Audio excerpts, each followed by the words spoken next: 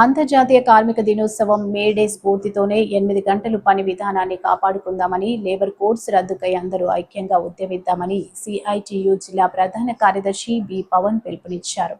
స్థానిక శ్యామల సెంటర్ వద్ద సిఐటియు కార్యాలయంలో మే డే సందర్భంగా ప్రత్యేక కరపత్రాన్ని సిఐటియు జిల్లా నాయకత్వం విడుదల చేశారు. ఈ సందర్భంగా పవన్ మాట్లాడుతూ ప్రపంచ కార్మిక వర్గ చరిత్రను 1886 అమెరికాలోని చికాగోలో జరిగిన కార్మిక తిరుగుబాటు మలుపు తిప్పిందని, వందలాది మంది కార్మికుల ప్రాణ త్యాగాలతో పుట్టిన ఎర్ర జెండా పోరాటానికి పెట్టుబడిదారులు తలొగ్గి 8 గంటల పని విధానాన్ని అమల్లోకి వచ్చిందని గుర్తు చేశారు. అంతర్జాతీయ కార్మిక దినోత్సవం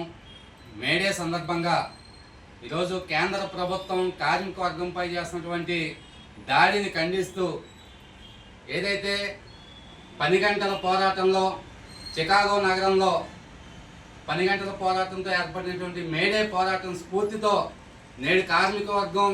8 గంటల పని విధానాన్ని కాపాడుకోవడానికి లక్ష్యంగా ఈ మేడే జరపాలని చెప్పి centre of Indian trade union CITU పిలుపునిస్తూ ఉంది కార్మిక వర్గానికి. అదేవిధంగా ఈరోజు కేంద్ర ప్రభుత్వం కార్మికులు స్వతంత్రం పూర్వం నుంచి పోరాడి సాధించుకున్నటువంటి కార్మిక చట్టాలన్నింటినీ రద్దు చేసేటువంటి 4 లేబర్ కోడ్లని నరేంద్ర మోడీ నాయకత్వంలో బీజేపీ కేంద్ర ప్రభుత్వం నేడు తీసుకొచ్చింది. ఈ లేబర్ కోడ్లను రద్దు చేయాలని కూడా ఈ మేడే సందర్భంగా కార్మిక వర్గం పోరాటానికి సంసిద్ధం కావాలని, ఆ రకంగా మేడేని కార్మిక వర్గం మొత్తం అన్ని కార్మిక వాడల్లోని అన్ని పరిశ్రమల వద్ద అన్ని సంఘాలు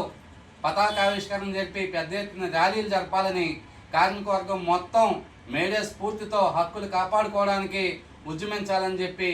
ఈ సందర్భంగా తూర్పుగోదావరి జిల్లా కమిటీ ఒక కరపత్రాన్ని విడుదల చేసి కార్మిక వర్గానికి అందరికీ అందజేస్తూ ఉంది.